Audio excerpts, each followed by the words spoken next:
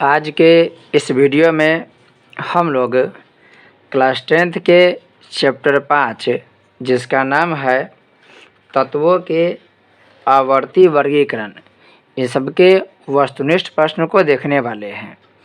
इस चैप्टर में हम लोग जितने भी ऑब्जेक्टिव प्रश्न है उसके अलावा जो रिक्त स्थान की पूर्ति करें और जो सही गलत है इसके साथ साथ जितने भी अति लघु उत्तरीय प्रश्न है उन सबके संपूर्ण व्याख्या करने वाले हैं। यदि आप इस लेक्चर को देख रहे हैं तो मेरा सुझाव ये है कि सबसे पहले आप एक पीरियोडिक टेबल लेके बैठिए। अगर नहीं है तो आप अपने बुक में से पीरियोडिक टेबल निकालिए, जिसे आवर्त सारणी कहते हैं, उसे अपने सामने रखिए। उसके बाद यह लेक्चर देखिए, तब आपको यह वीडियो आसानी से समझ में आएगा और ज़्यादा समझ में आएगा। तो चलिए शुरू करते हैं इस वीडियो के। पहला प्रश्न है, मेंडलीव के आवर्त नियम के अनुसार तत्वों के गुण आवर्त फलन होते हैं उनके। ऑप्शन में दे रहा है परमाणु संख्याओं के, परमाणु द्रव्यमान के, परमाणु आयतन, ये बात कुछ है ही नहीं, और घनत्व, ये भी बात नहीं है। जो वर्तमान में आप आवर्त सारणी देखते हैं वो आवर्त सारणी मोसले के द्वारा बनाया गया है, मोसले के द्वारा बनाया गया है। लेकिन उससे पहले आवर्त सारणी मेंडलीव ने बनाया था। हालांकि आवर्त सारणी बनाने के प्रयास बहुत लोगों के द्वारा हुआ है, उसमें से एक व्यक्ति थे मेंडलीव।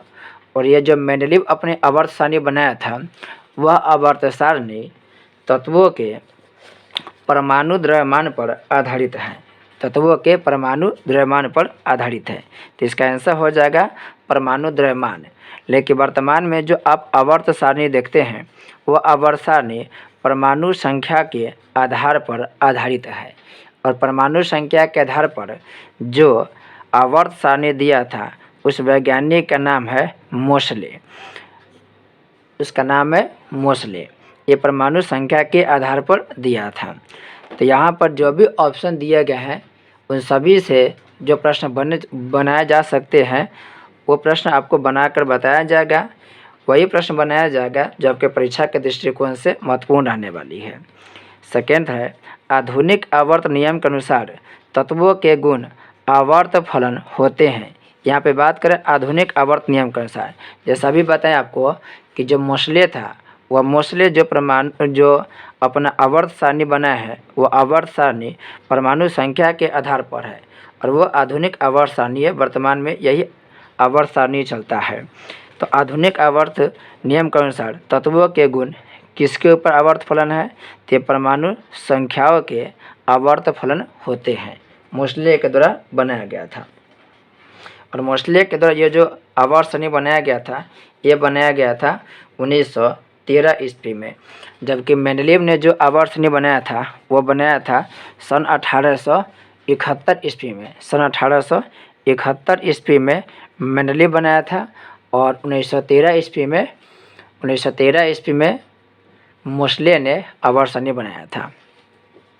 नेक्स्ट है प्रश्न नंबर 3, मेंडलीव ने तत्वों को निम्नलिखित में किसके बढ़ते हुए क्रम में वर्गीकृत किया?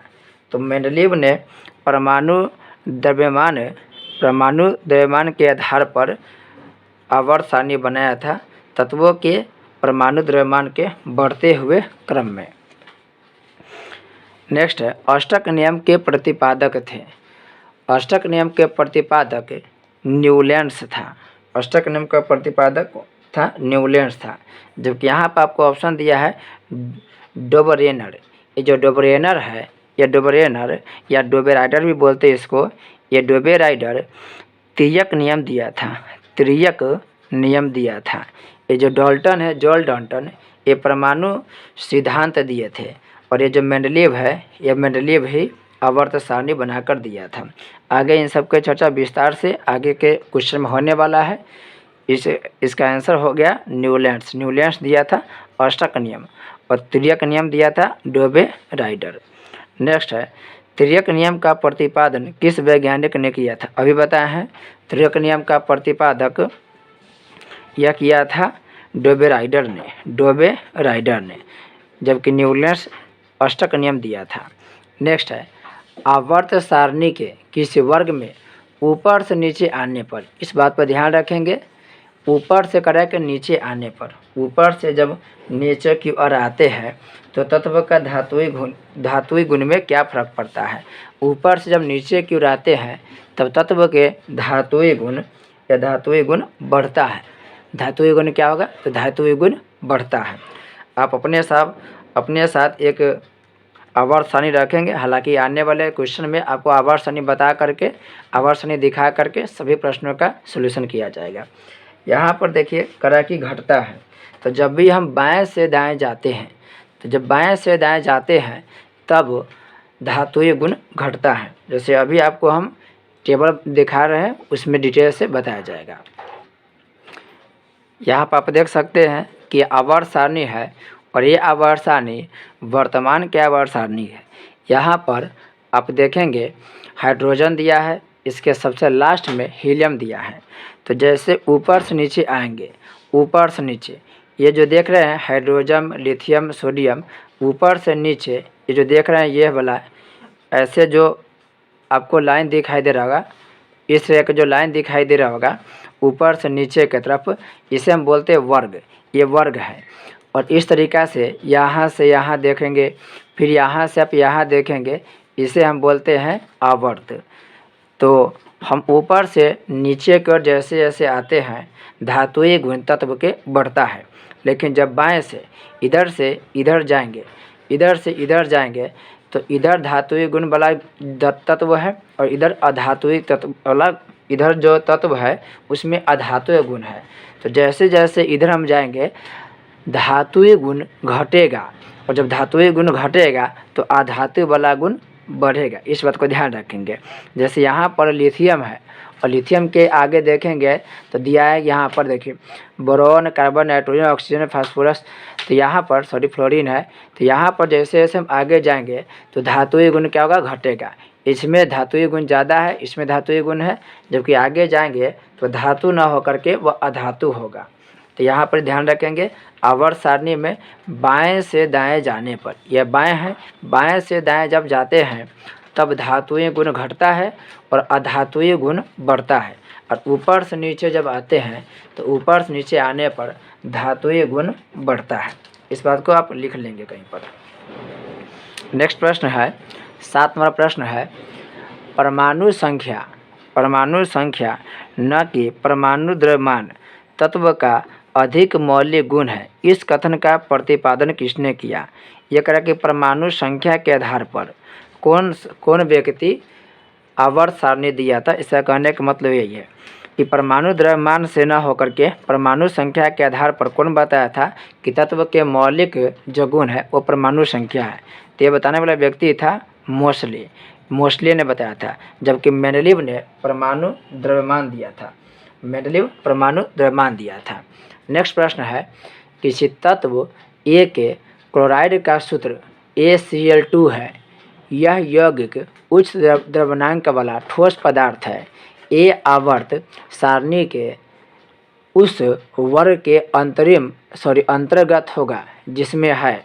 तो इसे हम अच्छा से कॉपी बनाकर दिखाएंगे, वहाँ पर देख सकते हैं आप। जैसे यहाँ पर कह रहा है कि तत्व है A और उसका क्लोराइड का सूत्र दिया है ACl2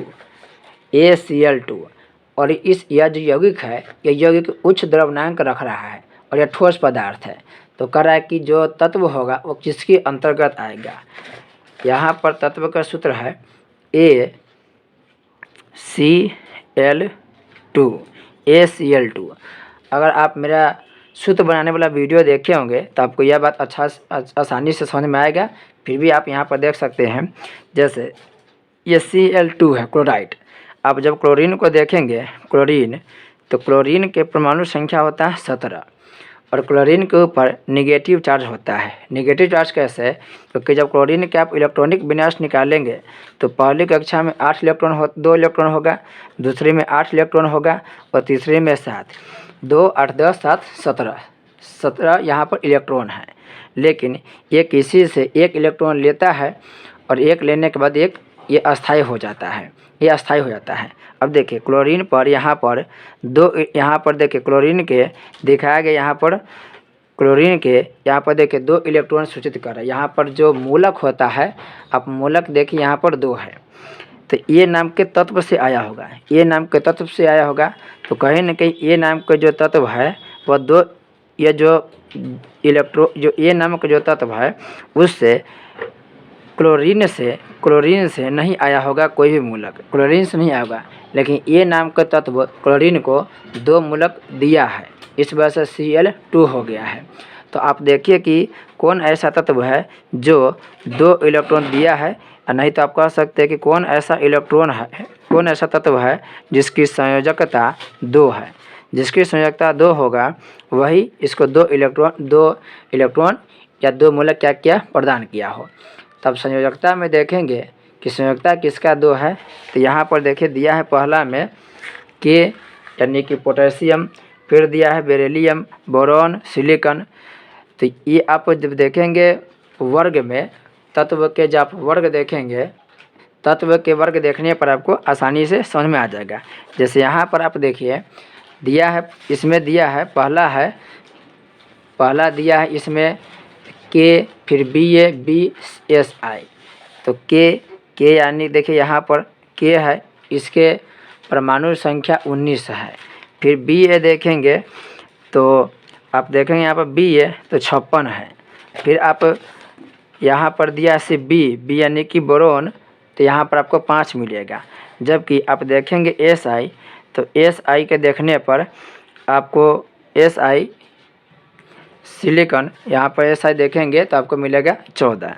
तो इसमें से अगर आप पोटेशियम को देखेंगे, पोटेशियम जिसका संकेत है के और परमाणु संख्या 19, तो इसका इलेक्ट्रॉनिक विन्यास जब आप निकालेंगे तो के जो के नाम के तत्व है पोटेशियम, इसका इलेक्ट्रॉनिक विन्यास आप निकालेंगे, परमाणु संख्या 19 है, तो इसका इलेक्ट्रॉनिक विन्यास ऐसे निकलेगा। पहली कक्षा में 2, दूसरी कक्षा में 8, इसके बाद भी 8, तो 2, 8, 10 और 18। अंतिम कक्षा में कितना हो रहा है, 1 हो रहा है।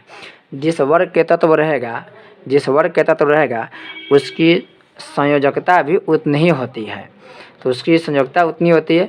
यानी आप जब Ba यानी बेरिलियम को जब देखेंगे ना, तब उसकी संयोजकता 2 होती है।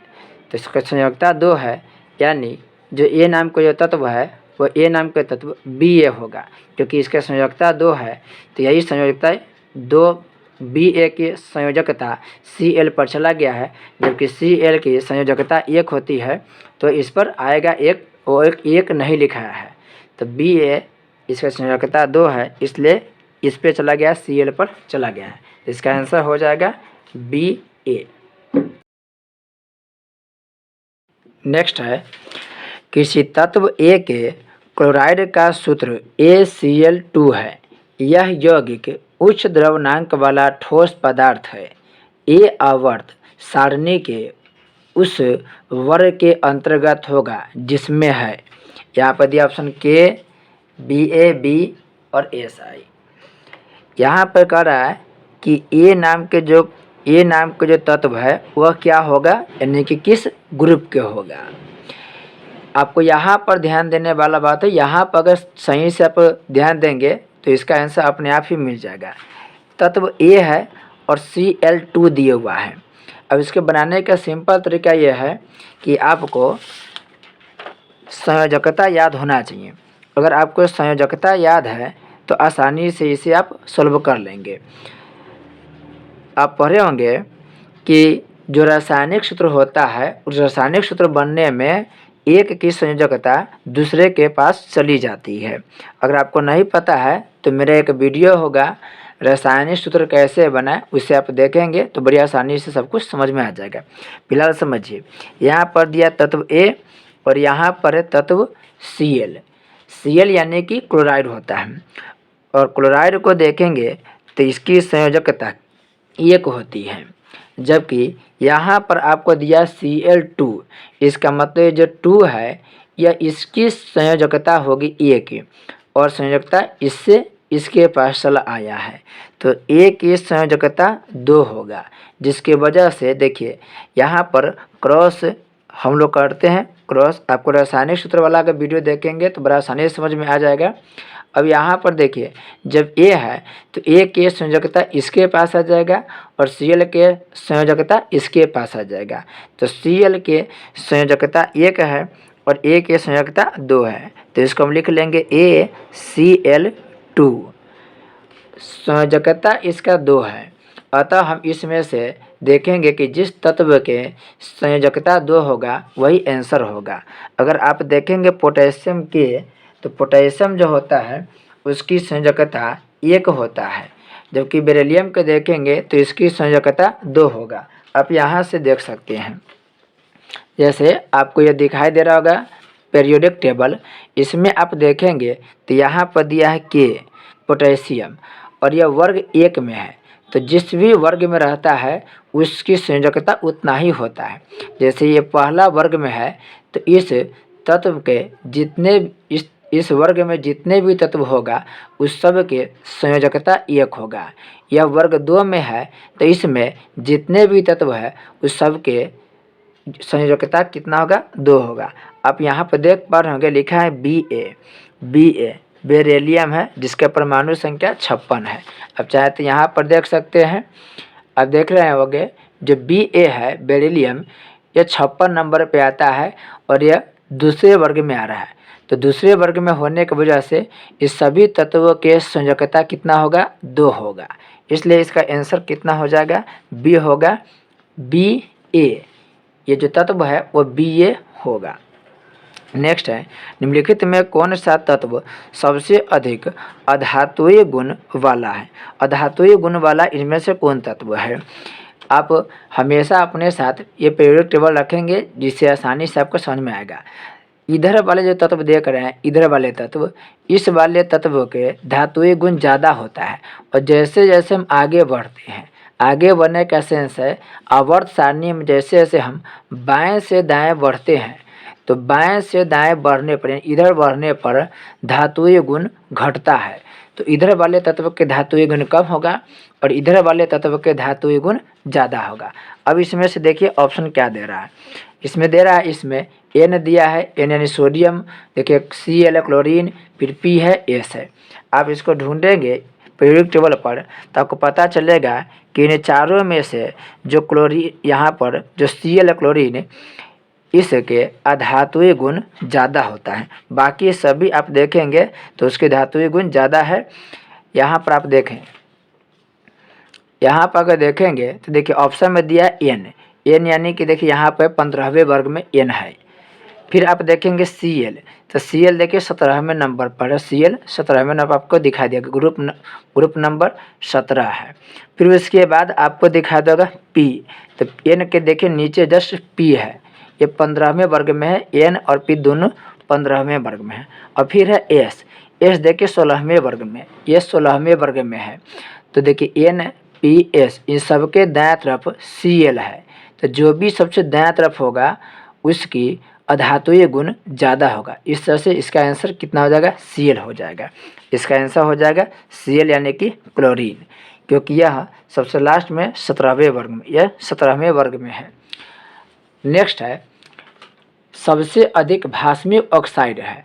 सबसे अधिक भास्मिक ऑक्साइड, भास्मिक ऑक्साइड आपको सेकेंड चैप्टर में डिटेल से बताया गया है। अगर आप कहीं पर धातु देखते हैं तो जो धातु के ऑक्साइड होता है, याद रखेंगे, जो धातु होता है उस धातु के ऑक्साइड भास्मिक प्रवृत्ति का होता है।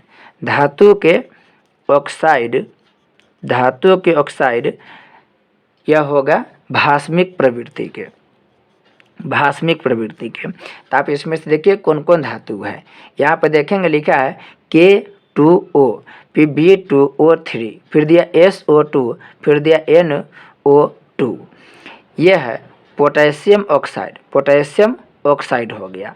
यहाँ पर देखेंगे तो लिखा B2O3, इसे हम बोरोन ऑक्साइड भी कह सकते हैं, नहीं तो इसे हम बोल सकते हैं डाई बोरोन ट्राईऑक्साइड, क्योंकि यहाँ पर 2 है तो हम कह सकते हैं इसको डाई बोरोन।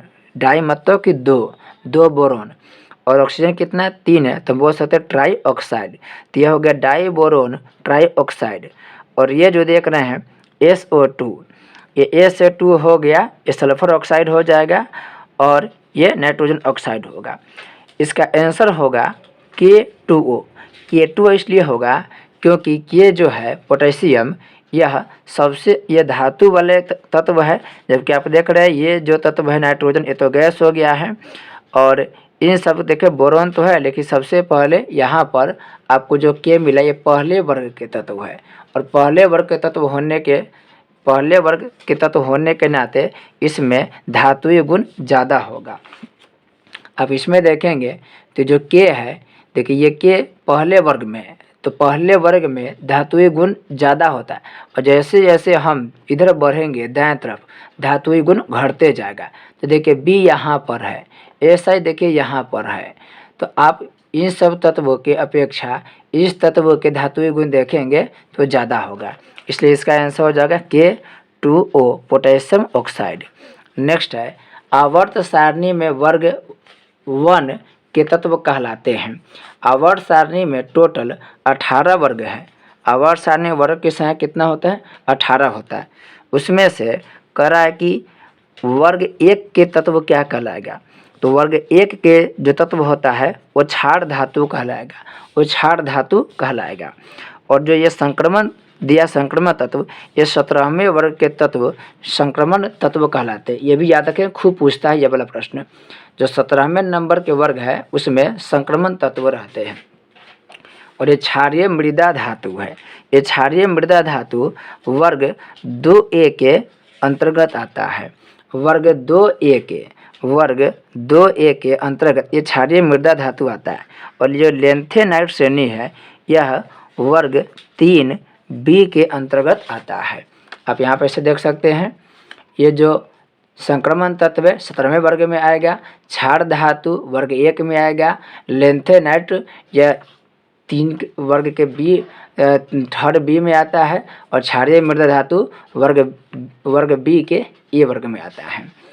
यहाँ पर अगला प्रश्न है मैग्नीशियम आवर्त सारणी किस वर्ग में है? आपको एक मेरा प्रॉपर वीडियो होगा जिसमें यह ट्रिक से बताया गया है कि कौन सा तत्व किस वर्ग में आता है और किस आवर्त में आता है। ये दोनों डिटेल से ट्रिक के माध्यम से बताया गया। बड़ी आसानी से आप पता लगा सकते हैं कोई भी जो तत्व है वह तत्व कौन से वर्ग के तत्व है और कौन से आवर्त के तत्व है। तो वहाँ पर अगर वीडियो आप देख रहे हैं तो आपको बहुत ज़्यादा सुविधा होगी। दिया कि मैग्नीशियम आवर्त सारणी किस वर्ग में है। मैग्नीशियम के परमाणु संख्या 12 है। मैग्नीशियम परमाणु संख्या 12 है। और जब आप इसमें देखेंगे इसका इलेक्ट्रॉनिक विन्यास निकाल के देखेंगे तो ऐसे होता है 2, 8, 10 और ये 2। लास्ट में देखिए सर यहाँ पर देखेंगे तो लास्ट में इसका इलेक्ट्रॉन की संख्या 2 है। संयोजी इलेक्ट्रॉन की संख्या मैग्नीशियम के 2 है, तो संयोजी इलेक्ट्रॉन की संख्या ही वर्ग की संख्या कहलाता है। तो लास्ट में 2 है इसलिए इसका वर्ग होगा 2। मैग्नीशियम वर्ग 2 के अंतर्गत आएगा। अब चाहे तो इसमें से भी देख सकते हैं। ये बार बार आपको देखा इसलिए जा रहा है ताकि आपको प्रैक्टिस हो जाएगा और कोई भी क्वेश्चन याद रखने में आपको मदद मिलेगा। अब देखिए वर्ग 2 है और इसी में देखेंगे मैग्नीशियम। देखिए यहाँ पर Be है, यहाँ पे Mg है, यहाँ पे C है। तो ये जो Mg है 12 नंबर के ये मैग्नीशियम है, और ये मैग्नीशियम आपको वर्ग 2 में मिल रहा है। बेरिलियम इसके साथ में ये मिल रहा है। अब रिक्त स्थान की पूर्ति करें। रिक्त स्थान की पूर्ति करी में दिया पहला क्वेश्चन आवर्त सारणी के उदग्र स्तंभ। जो उदग्र स्तंभ होता है वह वर्ग कहलाता है। वर्ग कहलाता है। अभी आपको दिखा है कि ये जो तत्व है ऐसे खड़ा तरीका से, ये जो खड़ा तरीका से तत्व ये जो देख रहे हैं लाइन, यह वर्ग कहलाएगा। और ऐसे जो और इस प्रकार से जो बॉक्स बना है इस प्रकार से यह है, ये आवर्त है। और ये ऐसे वाला क्या है? ये ऐसे वाला को हम बोलते वर्ग। तब काउंट करेंगे तो 1 से 18 तक वर्ग आएगा, और यहाँ से यहाँ तक काउंट करेंगे तो देखिए खुद यहाँ दिया है 7, तो आवर्त 7 है और वर्ग यहाँ पर 18 है। तो आवर्त सारणी के जो उदग्र स्तंभ, उदग्र मतलब इस तरीका से ऐसे रहेगा। ये इस तरीका से जो बॉक्स है यह रहेगा उदग्र, और इस तरीका से जो बॉक्स आपको दिखाई देगा यह जो देख रहे हैं ये लेटा हुआ, यह कहलाता है क्षैतिज। ये क्षैतिज है, ये उदग्र है। तो उदग्र वाला जो संख्या होगा वो संख्या में 18 होता है। ये जो क्षैतिज मिलेगा, ये क्षैतिज बॉक्स टाइप के आपको मिलेगा संख्या में 7। आवर्त सारणी की क्षैतिज कतारें, तो ये वही बात दिया हुआ है। आवर्त सारणी की क्षैतिज कतारें 7 होती है। अब 2 बात याद रखेंगे। आधुनिक आवर्त जो सारणी है, उस आधुनिक आवर्त सारणी में वर्ग के संख्या 18 है और आवर्त के संख्या 7 है। इसे याद रखेंगे। नेक्स्ट है, आधुनिक आवर्त सारणी के अनुसार तत्वों के गुण उनकी डैश के आवर्त फलन होते हैं। आधुनिक आवर्त सारणी जिसका खोज मोस्ले ने किया था, यह मोस्ले के द्वारा बनाया गया जो आवर्त सारणी है वह तत्वों के परमाणु संख्या के आवर्त फलन होते हैं। तो यहाँ पे आंसर होगा तत्वों के परमाणु संख्या के आवर्त फलन, यहाँ पर परमाणु संख्या होगा। और इससे पहले जो मेंडलीव अपना आवर्त सारणी दिया था वह आवर्त सारणी परमाणु द्रव्यमान के संख्या पर आधारित था। नेक्स्ट है, एक तत्व का इलेक्ट्रॉनिक विन्यास 2, 8, 7 है। इस तत्व की परमाणु संख्या क्या है? परमाणु संख्या जानने का सिंपल तरीका है, इलेक्ट्रॉनिक विन्यास जो दिया है उससे को आप जोड़ लीजिए और उससे आपको परमाणु संख्या ज्ञात हो जाएगी। तो यहाँ पर दिया है 2, 8 और यहाँ पर 7, 2, 8, 10, 17। तो 17 नंबर पर क्लोरीन आता है। 17 नंबर पर कौन आएगा? क्लोरीन। तो ये तत्व के नाम हो गया क्लोरीन और इसकी परमाणु संख्या हो जाएगा 17। नेक्स्ट है, आवर्त सारणी में आवर्तों की कुल संख्या। आवर्त की कुल संख्या 7 है और वर्गों की कुल संख्या आपको मिलेगा 18। वर्ग 17 के तत्वों को, ये भी इम्पोर्टेंट है, इसे भी ध्यान रखेंगे। वर्ग 17 के तत्वों को हैलोजन तत्व कहते हैं। याद रखेंगे, हैलोजन तत्व कहते हैं। वर्ग 17 के तत्व को हैलोजन तत्व कहेंगे। आप वर्ग 17 के तत्वों को भी याद रखेंगे। देखिए दिया है यहाँ पर वर्ग 17 है, यहाँ पर दिया है FCl, fluorine, chlorine, bromine, iodine, ये सब को ध्यान रखेंगे। ये बहुत PVI है, हमेशा प्रश्न पूछा ही गया है। वर्ग 17 में कौन कौन आता है? तो फ्लोरीन आता है, क्लोरीन आता है, ब्रोमीन आता है, आयोडीन आता है। ये पूरे आप आसानी से अच्छा से देख लेंगे। ये कम से कम इतने तत्वों के नाम आपको याद रखना ही होगा। नेक्स्ट है, तत्व वर्ग 13 के तत्वों की संयोजकता होती है। वर्ग 13 के जो तत्व है उसकी संयोजकता, देखिए यहाँ पर दिया वर्ग 13, आपको आसानी से समझ में आएगा अगर वो मेरा पहला वाला वीडियो देखिएगा जिसमें आपको अच्छा सा ट्रिक से बताया गया है कि कौन से तत्व किस आवर्त में आते हैं, किस वर्ग में आते हैं। फिलहाल यहाँ पर थोड़ा बहुत आपको बता दे रहे हैं। वर्ग 13 के जो तत्व है उसकी संयोजकता 3 होगी। अब 3 कैसे होगी ध्यान दीजिए। वर्ग 13 के जो तत्व है यहाँ पर आप देखिए ध्यान से, वर्ग 13 में जो तत्व है ये यहाँ पर देखिए आपको लिखा है, यहाँ पर देखिए 5 नंबर के ये देखिए यहाँ पर बेरिलियम है, यहाँ पर देखिए एल्युमिनियम है, यहाँ पर गैलियम दिया है। तो आप यहाँ पर कोई भी तत्व उठा सकते, जैसे मान लेते हैं कि एल्युमिनियम उठा लिए। अब एल्युमिनियम तत्व को आप देखेंगे तो इसके परमाणु संख्या है 13। इसका इलेक्ट्रॉनिक विन्यास निकालेंगे तो पहले कक्षा में 2 होगा, दूसरी कक्षा में 8 इलेक्ट्रॉन, तो 8, 2, 10 और तीसरी और अंतिम कक्षा में जो संख्या इलेक्ट्रॉनों की वह 3 है। तो जो अंतिम कक्षा का जो इलेक्ट्रॉन होता है उस अंतिम कक्षा के इलेक्ट्रॉन को संयोजी इलेक्ट्रॉन कहा जाता है। संयोजी इलेक्ट्रॉन कहा जाता है और ये संयोजी इलेक्ट्रॉन ही उस तत्व के वर्ग संख्या को संयोजकता को दर्शाता है। तो जो कि 3 है यहाँ पर संयोजी इलेक्ट्रॉन, तो यहाँ पर जो एल्युमिनियम है ये वर्ग 13 के तत्व है और इसकी संयोजकता कितना है? तो 3 है। तो यहाँ पर हो गया आंसर में 3। नेक्स्ट है, आवर्त सारणी के प्रथम आवर्त में तत्वों की संख्या क्या है? आवर्त सारणी के प्रथम आवर्त का आवर्त 7 होता है और जो लेटा हुआ आपको ऐसे मिलेगा इस तरीक़ा से जो बॉक्स मिलेगा, कतार मिलेगा, वही हो गया आपको आवर्त की संख्या। तो आवर्त सारणी में जब देखेंगे तो प्रथम आवर्त के बात करें तो उसमें आपको तत्वों की संख्या मिलेगा 2, एक मिलता है हाइड्रोजन, एक मिलता है हीलियम। यहाँ देखिए ये जो हाइड्रोजन है और ये जो हीलियम है, अगर सही से देखेंगे तो ये पहले आवर्त में एक, यहाँ पर देखेंगे पहले जो आवर्त है वहाँ पर एक और यहाँ पर देखिए मात्र 2 तत्व मिलेगा, हाइड्रोजन और लास्ट में आपको मिलेगा हीलियम। देखिए यहाँ पर हाइड्रोजन है, हाइड्रोजन और यहाँ पर आपको मिलेगा हीलियम। बाकी ये जो बॉक्स है ये ग्रुप के नाम दिया हुआ है, ये जो बॉक्स देख रहे हैं ये सब ग्रुप के नाम दिया हुआ है। इससे मात्र 2 ही तत्व है, एक है हीलियम और दूसरा है हाइड्रोजन।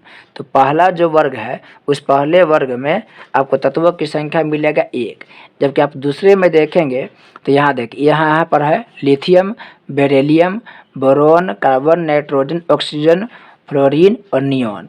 तो इसमें जो आपको तत्व मिलेगा वह मिलेगा 8। अब काउंट करेंगे 1 2 3 4 5 6 7 8, ये 8 तत्व है, जबकि पहले में आप देखेंगे तो मात्र 2 ही तत्व है। आपको यहाँ पर क्वेश्चन पूछ रहा है कि आवर्त सारणी के प्रथम आवर्त में, तो प्रथम आवर्त में 2 तत्व होते हैं, जबकि दूसरे आवर्त की बात करें तो उसमें 8 तत्व होते हैं। आप आसानी से यहाँ से निकाल सकते हैं। ये जो ऊपर के ऐसे जो कतार है उसको आवर्त कहते हैं, और आप आसानी से सभी में तत्वों की संख्या ज्ञात कर सकते हैं। नेक्स्ट प्रश्न है, वर्ग 1 और वर्ग 2 के तत्वों के ऑक्साइड डैश होते हैं। तो वर्ग 1 और वर्ग 2 के जो तत्वों के ऑक्साइड है वो भास्मिक प्रवृत्ति के होते हैं। 9 के आंसर हो जाएगा भास्मिक। भास्मिक क्यों होगा? क्योंकि इस आवर्त में, इस वर्ग में वर्ग 1 और वर्ग 2 के जो तत्व है वह धातु होता है, ये क्षार धातु है। तो ये जो वर्ग 1 देख रहे हैं और वर्ग 2 देख रहे हैं, इसमें जो तत्व दिया है, इसमें जो तत्व दिया हुआ है ये तत्व क्षार धातु है, और ये धातु है, इसलिए धातु के जो ऑक्साइड होता है वो क्षारीय होता है। तो इस धातु का ऑक्साइड भास्मिक होता है, इस तरह से इसका आंसर हो जाएगा भास्मिक। वर्ग 1 और वर्ग 2 के जो तत्व है वो धातु होता है और धातु का ऑक्साइड भास्मिक होता है, आंसर हो जाएगा भास्मिक। नेक्स्ट है, किसी तत्व के संयोजी सेल में उपस्थित इलेक्ट्रॉनों की संख्या बताती है कि वह तत्व आवर्त सारणी के किस, यहाँ पर हो जाएगा वर्ग में है। इसका आंसर किस वर्ग में है? जो संयोजी सेल होते हैं उसमें उपस्थित इलेक्ट्रॉन की संख्या बताती है कि वह आवर्त सारणी के किस वर्ग में है। जैसे एल्युमिनियम के एग्जाम्पल आपको दिए हम, एल्युमिनियम के परमाणु संख्या 13 है। इसके इलेक्ट्रॉनिक विन्यास में पहले कक्षा में 2 इलेक्ट्रॉन, दूसरी कक्षा में 8 इलेक्ट्रॉन और अंतिम कक्षा तीसरी कक्षा में 3 इलेक्ट्रॉन है। ये 3 इलेक्ट्रॉन है, और ये जो देख रहे हैं यहाँ पर 3 जो इलेक्ट्रॉन है बाहरी कक्षा में, उसी को हम बोलते हैं संयोजी इलेक्ट्रॉन।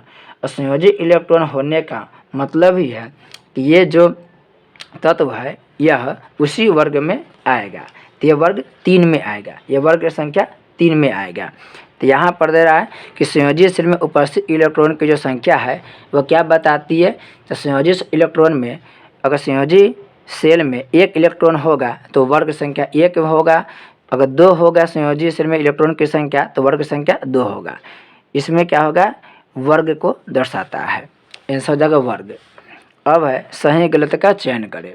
सही गलत के चयन का पहला प्रश्न है, क्लोरीन, ब्रोमीन और आयोडीन डोबेरेनर के त्रिक का पालन करते हैं। क्लोरीन, ब्रोमीन और आयोडीन डोबेरेनर के त्रिक का पालन करता है। ये जो देख रहे हैं नाम डोबेरेनर, चाहे डोबेराइडर बोला जाता है इसको, यह त्रिक नियम दिया था। त्रिक नियम का मतलब है कोई 3 तत्व है, उस 3 तत्व में जो 20 वाले तत्व होते आपको हम दिखाई दे रहे हैं। जैसे मान लेते हैं कि कोई 3 तत्व है, ये तो सिद्धांत दिया था, इसको कहा गया है तिर्यक नियम। डोबेराइडर के जो सिद्धांत है वह तिर्यक नियम कहा जाता है।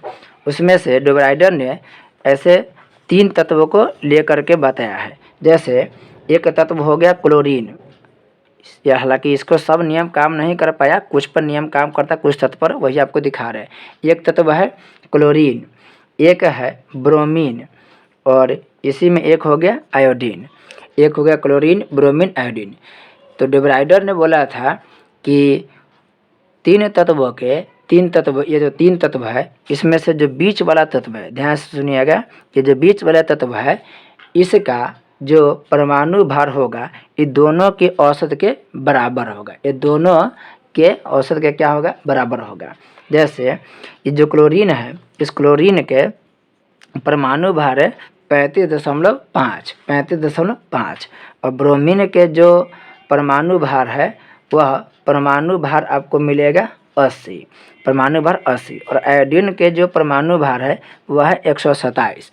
और इसका कहने का मतलब कि ये वाला और ये वाला यानी पहला और अंतिम को जब जोड़ देंगे और जोड़ने के बाद जब 2 से भाग देंगे तो यह जो ब्रोमीन है बीच वाला वो उसका परमाणु भार निकल जाएगा।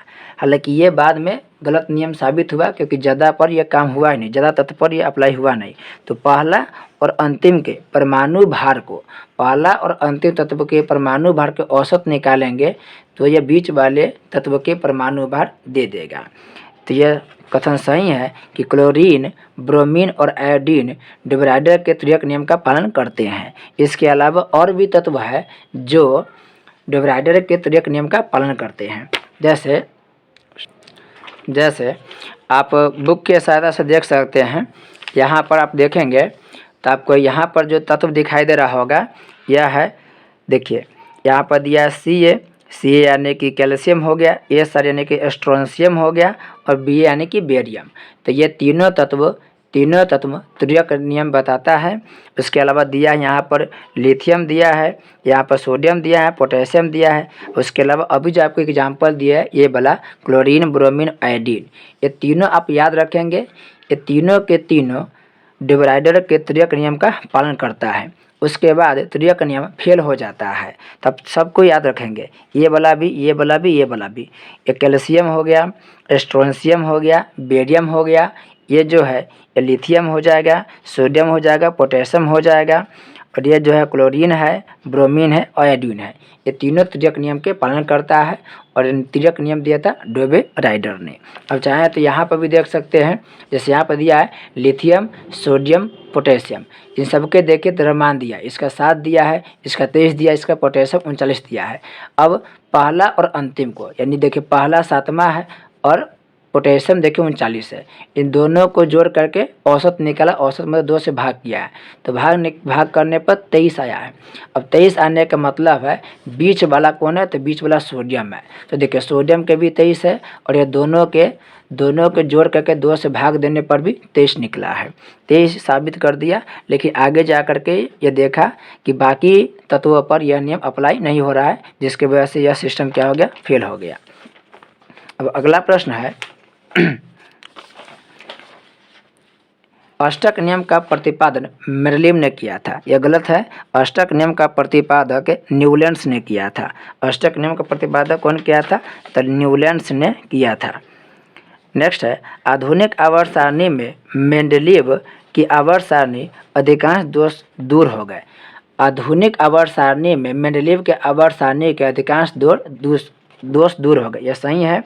आधुनिक आवर्त सारणी जब आया तब मेंडलीव का जो भी कुछ कमी था आवर्त सारणी में वो सभी दूर हो गया, तो इसका आंसर सही होगा, यह सही कथन है। नेक्स्ट है किसी आवर्त में बाएं से दाएं जाने पर परमाणु का आकार बढ़ता है, यह गलत होगा। बाएं से दाएं जाने पर परमाणु का आकार क्या बढ़ता नहीं बल्कि घटता है। सोडियम परमाणु का आकार क्लोरीन परमाणु के आकार से छोटा होता है, ये भी कथन गलत है। सोडियम परमाणु का आकार होता है, आप अगर सोडियम को देखेंगे तो सोडियम यानी कि Na और क्लोरीन को देखेंगे तो Ca। तो सोडियम के हो गया 11 परमाणु संख्या और इसका होता है 17। इलेक्ट्रॉनिक विन्यास जब निकालेंगे तो इसका होता है 2, 8 और 1, यानी इसके सेल की संख्या, इसके कक्षा की संख्या 3 है। जबकि यहाँ पर देखेंगे आप तो यहाँ पर भी है 2, 8, 10 और लास्ट में 7। इलेक्ट्रॉनिक विन्यास की सहायता से यह ध्यान रखेंगे।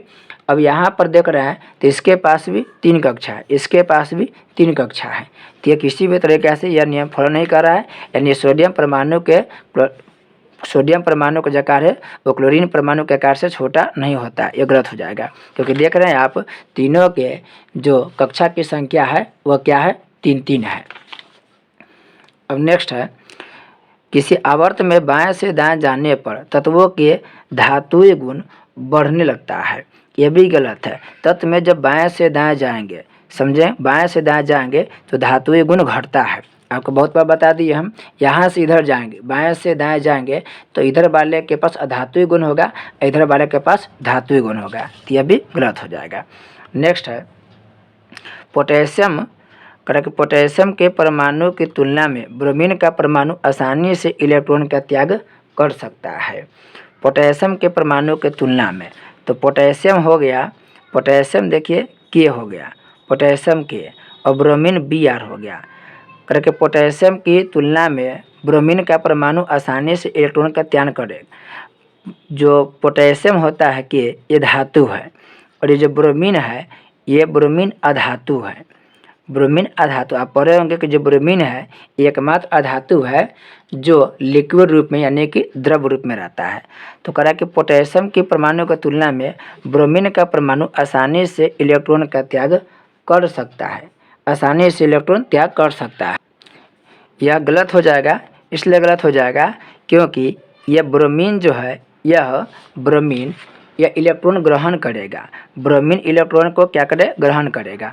आप यहाँ पर देखिए ये जो ब्रोमीन है इसकी परमाणु संख्या 35 है और इसका देखिएगा ये वर्ग 17 में है। तो वर्ग 17 वाले इधर जितने भी तत्व देख रहे हैं 17 के अलावा जो भी 16 15 है, इधर वाले जो तत्व है वो इलेक्ट्रॉन को ग्रहण करता है, जबकि इधर वाले जो वर्ग पहला दूसरा में आता है ये वाले जो तत्व है ये सब इलेक्ट्रॉन को देता है, ये प्रदान करता है और ये वाला तत्व इलेक्ट्रॉन को ग्रहण करता है। तो ब्रोमीन इलेक्ट्रॉन को ग्रहण करेगा न कि प्रदान करेगा। तो ये गलत हो जाएगा, ये त्यागेगा नहीं बल्कि इलेक्ट्रॉन ग्रहण करके यह आसानी से अपना अस्थायित्व पूरा करेगा। अब जैसे देख सकते हैं ये ब्रोमीन है, इसकी परमाणु संख्या 25 है। तो 25 है तो इलेक्ट्रॉनिक विन्यास जब निकालेंगे इलेक्ट्रॉनिक विन्यास तब आप पाएंगे कि इसको अस्थायी होने के लिए जो जैसे आपको इलेक्ट्रॉनिक विन्यास बता देते हैं, पहले कक्षा में 2 होगा, दूसरे में 8 होगा, तीसरे में 8 होगा। तो 8 2 10 और उसके बाद 8 18, इसका क्या फिर लास्ट में देखेंगे तो ये आएगा 7। कितना आएगा? 7 आएगा। तो 2 8 10 18 और 7 25। तो ये 7 अंतिम कक्षा में है। तो ये 7 देगा नहीं, ये त्यागेगा नहीं बल्कि किसी एक से ले करके अपने अष्टक पूरा कर लेगा और जैसे अपने अष्टक पूरा कर लेगा ये अस्थायी हो जाएगा। तो ये ग्रहण करेगा जबकि त्यागेगा नहीं, ये त्यागेगा नहीं। और सोडियम क्या होता है, पोटेशियम, ये पोटेशियम इलेक्ट्रॉन को त्याग करके अपना अस्थायित्व पूरा करता है। नेक्स्ट है आवर्त सारणी के वर्ग में ऊपर से नीचे आने पर परमाणुओं के आकार बढ़ते जाते। यह सही है। ऊपर से नीचे की ओर आएंगे, ऊपर से नीचे की ओर, तो ऊपर से नीचे की ओर आएंगे तो परमाणु का आकार क्या होगा? बढ़ेगा, परमाणु का आकार बढ़ेगा। जबकि दाएं इधर बाएं से दाएं जाएंगे तो धातुई गुण घटता है, धातुई गुण घटता है। जैसे आप एग्जाम्पल ले सकते हैं, यहाँ पर आप देखिए सोडियम के परमाणु संख्या 11 है और पोटेशियम के है 19। तो दोनों की आप देखेंगे तो कक्षा इसका कम होगा और इसका जो कक्षा होगा वो ज़्यादा होगा पोटेशियम के। तो इसका आकार क्या होगा? छोटा होगा, लिथियम के छोटा होगा, उससे बड़ा सोडियम के होगा, उससे बड़ा पोटेशियम का होगा, उससे बड़ा रुबिडियम का होगा। तो जैसे जैसे ऊपर से नीचे की ओर आएंगे परमाणु का जो साइज होगा, आकार होगा, वो बढ़ते जाता है। जैसे अब देखेंगे लिथियम के, तो लिथियम के परमाणु संख्या है वो लिथियम के परमाणु संख्या 3 है। इसी में सोडियम के परमाणु संख्या 11 है। तो लिथियम के देखेंगे तो ये परमाणु है और इसका नाभिक हो गया और इसके बाहरी कक्षा में आप देखेंगे तो 3 इलेक्ट्रॉन है। तो ये पहला कक्षा में 2 इलेक्ट्रॉन होता है और फिर ये एक और बनेगा कक्षा जिसमें एकमात्र इलेक्ट्रॉन होगा।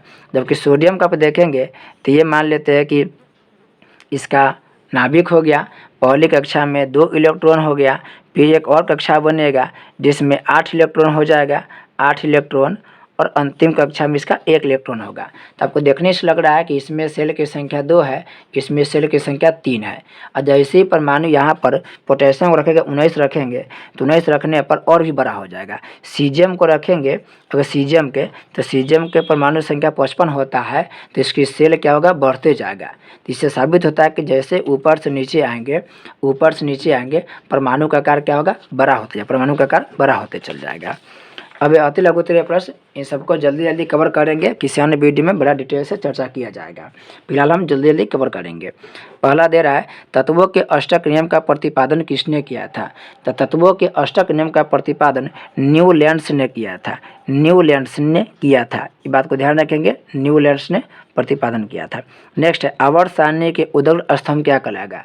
ये जो उदग्र स्तंभ है यह उदग्र स्तंभ वर्ग कहलाएगा, वर्ग, और वर्गों की कुल संख्या 18 है, वर्गों की कुल संख्या 18 है। नेक्स्ट है आवर्त सारणी की क्षैतिज कतारें क्या कहलाती है। तो जो क्षैतिज कतारें हैं वो क्षैतिज कतारें आवर्त कहलाएगी और आवर्तों की संख्या 7 है। आवर्तों की संख्या 7 है। नेक्स्ट है उस एक तत्व का नाम लिखें जिसके आविष्कृत होने से पहले ही मेंडलीव ने उसके गुणों का पूर्वानुमान कर लिया था। तो मेंडलीव कुछ अपने आवर्त सारणी के कुछ स्थान को छोड़ दिए थे जिसमें उनका अनुमान था कि जो तत्व खोजे जाएंगे उसको उस खाली स्थान में रख दिया जाएगा। तो यहाँ पर 2 ऐसे तत्व है जिसको मेंडलीव ने पहले ही पूर्वानुमान लगा लिया था। वो 2 तत्व के नाम, एक हो गया Ga। Ga कहने का मतलब है Ga हो गया, यह हो गया गैलियम। Ga जो है ये तत्व हो गया गैलियम। और एक है Ge। Ge मतलब जर्मेनियम। सॉरी, देखेंगे यहाँ पर Ga गैलियम हो जाएगा, Ga गैलियम हो जाएगा और Ge जर्मेनियम है। ये जो दोनों तत्व है इसका अनुमान मेंडलीव पहले लगा लिया था कि जब खोज होगा तो इसको रखा जाएगा। जो Ga है इसकी परमाणु संख्या 31 होता है और जो Ge है जर्मेनियम उसकी परमाणु संख्या 32 होता है। ये बात भी ध्यान रखेंगे। नेक्स्ट है आवर्त सारणी के दीर्घ रूप में कुल कितने वर्ग और आवर्त है। तो ये बहुत बार बता दिए हैं, वर्ग कहे तो 18 होगा और आवर्त कहे तो 7 होगा। नेक्स्ट है एक क्षार धातु और एक क्षारीय मृदा धातु को बताएं जिनके नाम एस से शुरू होता है। तो क्षार धातु प्रथम वर्ग में आता है और क्षारीय मृदा धातु वर्ग दूसरा में आता है और कह रहा है कि इसका नाम एस से होना चाहिए। तो एस से होना चाहिए तो आप जब पहले आप देखेंगे वर्ग, तो आप देखिए यहाँ पर ये जो पहले वर्ग देख रहे हैं इस पहले वर्ग में आप देखेंगे तो यहाँ पर Na है। देखिए संकेत Na है लेकिन इसको S से बोलते हैं सोडियम। S है, सोडियम है। तो सोडियम जो धातु है इसका नाम S से स्टार्ट होता है, सोडियम। और फिर इसमें देखेंगे तो आपको मिलेगा स्ट्रांसियम। SR देखेंगे तो यह स्ट्रांसियम। तो ये स्ट्रांसियम जो यहाँ पे स्ट्रांसियम जो देख रहे हैं इसका नाम भी किससे होता है, S से स्टार्ट होता है। तो इसका आंसर हो जाएगा सोडियम और स्ट्रांसियम। सोडियम हो गया यहाँ पर और यह हो गया SR स्ट्रांसियम। नेक्स्ट है वर्ग 14 के एक तत्व की परमाणु संख्या 14 है, बताए कि इस तत्व के गुण धातुई होंगे या अधातुई। तो वर्ग 14 के जो तत्व है उसका परमाणु संख्या 14 का रहा है। तो 14 होने का मतलब ये जो तत्व होगा ये तत्व 14 सिलिकॉन हो जाएगा। ये तत्व है सिलिकॉन और सिलिकॉन एक उपधातु है। सिलिकॉन न धातु है न धातु है, यह उपधातु होगा। तो यहाँ पे आंसर हो जाएगा उपधातु। नेक्स्ट है वर्ग 14 के कार्बन के अतिरिक्त अन्य 2 तत्वों के नाम लिखें। तो वर्ग 14 में कार्बन के अलावा और भी बहुत सारे तत्व हैं, आप उसको इससे देख सकते हैं। देखिए यहाँ पे वर्ग 14 है तो 14 में कार्बन है, फिर आप देखेंगे तो यहाँ पर आपको सिलिकॉन मिलेगा, गैलियम मिलेगा। ये जो तत्व देख रहे हैं ये सभी तत्व वर्ग 14 के हैं। तो आप याद रखेंगे कार्बन हो गया, सिलिकॉन हो गया, गैलियम हो गया, ये सभी वर्ग 14 के ही तत्व है। नेक्स्ट है एक तत्व का इलेक्ट्रॉनिक विन्यास 2 8 7 है। आवर्त सारणी में इस तत्व के वर्ग संख्या बताएं। वर्ग संख्या बताना है, आप यहाँ पर देखिए इसको काउंट करेंगे तो 2 8 10 7 17 है। इसकी संख्या कितना, 17। ये जो तत्व है 17, ये 17 नंबर पर आता है क्लोरीन आता है 17 नंबर। और 17 नंबर के जो तत्व क्लोरीन इसके अगर वर्ग देखेंगे तो ये वर्ग होता है 17 ही होता है। तो ये 17 नंबर के तत्व हो जाएगा। नेक्स्ट है आधुनिक आवर्त सारणी तत्वों के कुछ गुण पर आधारित है। तो वर्तमान में जो आधुनिक आवर्त सारणी दिया है वह मोस्ले ने, और ये परमाणु संख्या के आधार पर आधारित है। तो आंसर हो जाएगा परमाणु संख्या के आधार पर। नेक्स्ट एक कारण देकर बताएं कि नाइट्रोजन और फास्फोरस को आवर्त सारणी के एक ही वर्ग में क्यों रखा गया है। नाइट्रोजन और फास्फोरस को बोल रहा है। तो नाइट्रोजन के परमाणु संख्या 7 है। नाइट्रोजन की परमाणु संख्या 7 है और अगर फास्फोरस के देखेंगे तो नाइट्रोजन के परमाणु संख्या हो गया 7 और फास्फोरस के फास्फोरस के आप देखेंगे तो फास्फोरस के जो परमाणु संख्या होगा वो 15 हो जाएगा। जब इसका इलेक्ट्रॉनिक विन्यास निकालिएगा तो इसका होगा पहली कक्षा में 2 और दूसरा में आ जाएगा 5। फिर इसका निकालेंगे तो पहली कक्षा में 2, दूसरा में 8 और अंतिम में 5। तो इस दोनों के देखिएगा तो अंतिम कक्षा में इलेक्ट्रॉनों की संख्या 5 है, यानी संयोजकता दोनों के बराबर है। और संयोजकता बराबर होने के वजह से ही इन दोनों को एक ही वर्ग में रखा गया, एक ही वर्ग में रखा है, क्योंकि इन दोनों की संयोजकता क्या है, एक ही है। नेक्स्ट है 12 नंबर है कि किस तत्व के परमाणु में पूर्णतः भरे हुए सिर्फ 2 सेल है। तो पूर्णतः भरे हुए करा कि सिर्फ 2 सेल, जिनके पास 2 ही सेल है और वो भरा हुआ है। तो आप जितने भी अक्रिय गैस देखेंगे सभी के पास 2 सेल है हीलियम को छोड़कर, और वह भरा हुआ है। आप यहाँ पर देखेंगे तो वर्ग 18 के तत्व को देखेंगे तो हीलियम हो गया, नियोन हो गया, आर्गन हो गया, क्रिप्टॉन हो गया, जेनॉन हो गया, रेडॉन हो गया। इन सब के देखेंगे तो इसमें जो इसमें सबके पास नहीं, ये जो नियोन है इस नियोन के देखेंगे तो नियोन के परमाणु संख्या आपको 10 मिलेगा। और इस नियोन के देखें परमाणु संख्या 10 है, पहली कक्षा में 2 इलेक्ट्रॉन होगा और दूसरे में 8, तो 2 ही इसमें सेल है, और 2 ही सेल में पहले सेल भी पूर्ण रूप से भरा हुआ है और दूसरे सेल भी पूर्ण रूप से भरा हुआ है। तो इसका आंसर हो जाएगा नियोन। आप नियोन को देखेंगे तो ये रहा नियोन परमाणु हो गया, इसकी पहली कक्षा में 2 इलेक्ट्रॉन हो गया, ये भी भरा हुआ है, और अंतिम कक्षा में 8 इलेक्ट्रॉन है और ये 8 इलेक्ट्रॉन पूर्णतः भरा हुआ है। तो इस तरह से इसका आंसर हो जाएगा नियोन। नेक्स्ट है 13वां प्रश्न, किसी तत्व के समस्थानिकों को आवर्त सारणी के एक ही स्थान में क्यों रखा गया है। समस्थानिकों को आवर्त सारणी में एक स्थान इसलिए दिया गया है क्योंकि वर्तमान के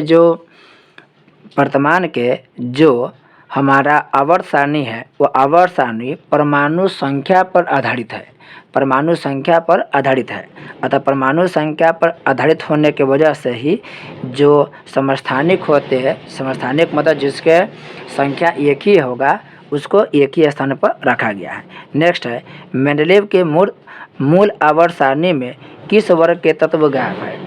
तो करेक्ट किस वर्ग के तत्व गायब है, तो जो 8वें वर्ग के तत्व होगा वो सब क्या होगा, गायब हो जाएगा, 8वें वर्ग के तत्व गायब है। नेक्स्ट है यदि किसी तत्व की परमाणु संख्या 1.5 है तो क्या आवर्त सारणी में उसे हाइड्रोजन और हीलियम के बीच रखा जा सकता है। देखिए हाइड्रोजन के परमाणु संख्या 1 है और हीलियम के परमाणु संख्या 2 है, और कह रहा है कि इस तत्व के परमाणु संख्या कितना 1.5 हो, तो क्या इसको हाइड्रोजन और हीलियम के बीच यानी 1 और 2 के बीच 1.5 रख सकते हैं। इसका जवाब होगा नहीं रख सकते हैं।